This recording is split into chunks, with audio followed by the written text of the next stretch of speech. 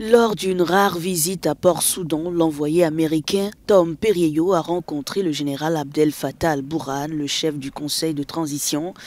Perriello a proposé un cessez-le-feu pour tenter d'atténuer les violences et laisser entrer l'aide humanitaire.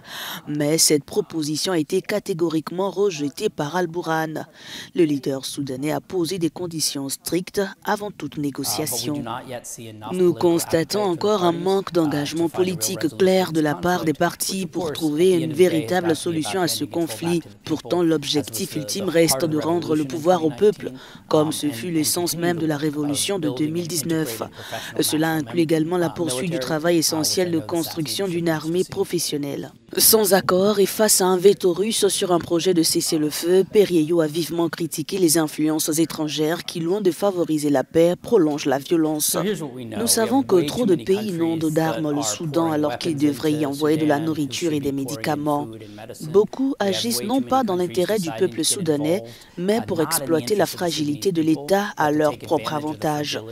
Ce dont nous avons besoin aujourd'hui, c'est d'un leadership fort qui permette à la région de s'unir pour proclamer que l'heure de la paix a sonné. Même si le conflit persiste, il est crucial de respecter le droit humanitaire international.